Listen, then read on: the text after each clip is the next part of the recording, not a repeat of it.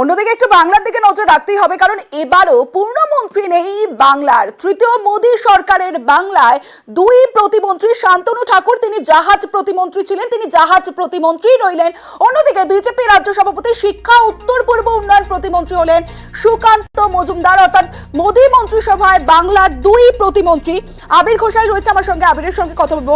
আবির, তৃণমূল অভিযোগ করছে যে একটাও পূর্ণমন্ত্রী পায়নি বাংলা। বাংলায় বিজেপির খারাপ ফলের পরেও তো দুজন প্রতিমন্ত্রী হলেন, তার ব্যাখ্যা কি? দেখো, 2019-এও যে ফল 2024-এ বিজেপি রাজ্যের সংসদে ভোটে করেছে, 2019-এর থেকে ভালো ফল করেছিল।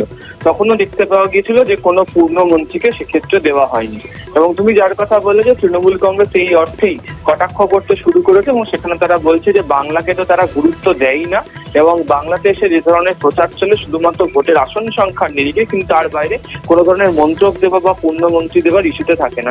অর্থাৎ এক্ষেত্রে দাঁড়িয়ে বাংলাতে যে ভূমিকা কেন্দ্রের তরফ থেকে নেওয়া উচিত ছিল, সেই গুরুত্বপূর্ণ ভূমিকা গ্রহণ করা হয়নি।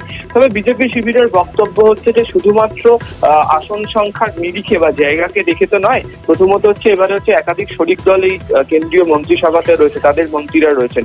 দ্বিতীয়ত হচ্ছে বহু গুরুত্বপূর্ণ দপ্তর জায়গা রয়েছে, সেক্ষেত্রে এই দপ্তরগুলো যারা পরিচালনা করতে পারবেন সেই জায়গাকে বাছাই করে সেখান থেকে মন্ত্রীদের বাছাই করা হয়েছে।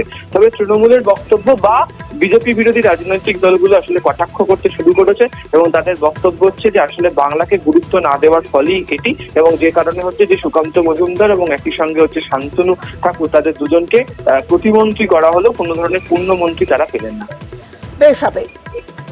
বাংলায় সিট কমেছে বিজেপির, তাই কেন্দ্রের যতটুকু দেওয়া ততটুকুই দিয়েছে বলছেন বিজেপি রাজ্য সভাপতি, অর্থাৎ বিজেপি রাজ্য সভাপতি। অন্যদিকে প্রতিমন্ত্রী, কেন্দ্রীয় প্রতিমন্ত্রী সুকান্ত মজুমদার পাল্টা কটাক্ষ করেছে তৃণমূল। বাংলাদেশ সিট কমে গেছে, আমাদের স্বাভাবিক। কেন্দ্রীয় নেতৃত্ব পুরস্কার তো দেবে না, যতটুকু পাওয়ার ততটুকুই দেবে। নরেন্দ্র মোদীর সরকার বাংলাকে বঞ্চনা করে, বাংলার অধিকার রক্ষা করে না, বাংলাকে ক্ষতি করে, কুৎসা করে। আরে ওর দলের মধ্যে দেখুন, 2014 সাল থেকে 2024 বাংলা থেকে একজনও পূর্ণমন্ত্রী করার উপযুক্ত কাউকে মনে করা নেই।